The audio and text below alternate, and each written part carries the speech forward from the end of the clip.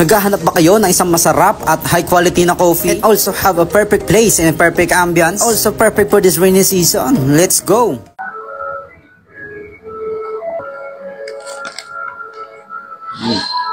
Ngayong araw pala mga paps ay tag-ulan kaya ako nilalamig at gusto ko magkape kaya pumunta ako dito sa Crossroad Coffee at located nga ito sa Asia 1 Outpost Canlubang at madali lang itong hanapin kasi nga katabi lang ito ng Big Daddy's Cup. At mga paps sa labas nga nila may maliit na tindahan na pwede kayong order dyan ng milk tea. At mga paps, look at this, napakaganda ng kanilang ambience, ang ganda rin ng kanilang place kung makikita nyo. At maganda rin ito para sa lahat ng okasyon o celebration na gusto nyo i-celebrate dito. At kagandahan nga sa kanilang food store, meron silang sariling CR dito na magagamit nyo anytime. Hour pala ng mga paps, Monday to Thursday, 3 PM to 10 PM, Friday to Sunday, 4 PM to 11 PM. Delivery naman ay available ito sa Grab application. At nakaagaw pansin nga sa akin to, ang kanilang nakasulat dito sa pader, yung good idea, start with the coffee. Mga paps, ito nga pala ang kanilang menu, ang dahil yung pagpipilian dito, iba't ibang uri ng kape, may cafe latte at iba pa. At kung wala naman kayong dalang cash, pwede kayong magbayad through GCash. Kung gusto nyo naman umorder through online, meron silang Facebook page, yan po ang Crossroad Coffee House. At hindi lang pala coffee ang pwede nyo orderin dito, meron din sila ditong cupcake na napakasarap. At mga paps, ganito pala nila ginagawa kung paano nila titimplahin yung kape na in-order natin. Ito nga pala mga paps, ang in-order natin dyan ay caramel latte. Kung makikita nyo, ayan, biniblend dyan ni kuya yung ating kape. Hangang-hanga nga ako dyan mga paps sa kay sir kasi ang galing niyang gumawa. O talagang sanay na sanay siya sa ginagawa niya. Napakadaming proseso pala paano gawin ng kape. Ayan, nakikita nyo, pinipress niya dyan ni kuya para talagang magsiksik yung ating kape. At mga paps, ito nga pala ang next step ng gagawin niya. Dito nilagay niya dyan sa isang machine para matunaw yung kape na pinagpipress niya kanina. At dito naman mga paps, naglalagay siya dyan ng flavor. Ang flavor pala ng in-order natin ay caramel latte. At ito na nga mga paps, mukhang natunaw na yung kape na nilagay niya dyan kanina. At ayan mga paps, naglagay siya dyan ng gatas. At syempre susunod niya na yung kape na nilagay niya doon kanya tinunaw niya. At mga paps, makikita nyo may sariling timbangan dyan para makikita nyo talagang sakto yung timba. At ito na nga mga paps, ang inaantay natin na order natin at yung pinaghirapan ni kuya. At ito nga pala ang order natin, ang caramel latte. Syempre sinamahan na rin natin ng tuna panini with cheese. So ayan mga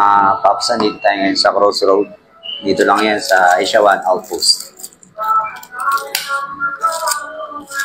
Tignan natin yung kanilang yung caramel latte coffee.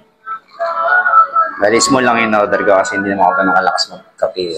Tsaka syempre meron din tayo ditong tuna panini spicy. Niligis ako sa spicy mga paps eh. Solid dito. Yan mga paps, punta na kayo dito. Try nyo dito. Napaka-relax pa ng place nila. Tamang-tama ngayon sa tag-ulan ngayon. Makikita nyo, sobrang tag-ulan. Bali, iced coffee nga pala siya mga paps. Napakasarap niya. Malinam-nam siya.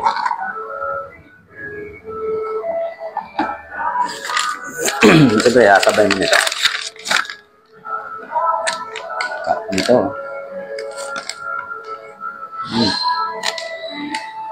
Nalo. Second bite, mga paps.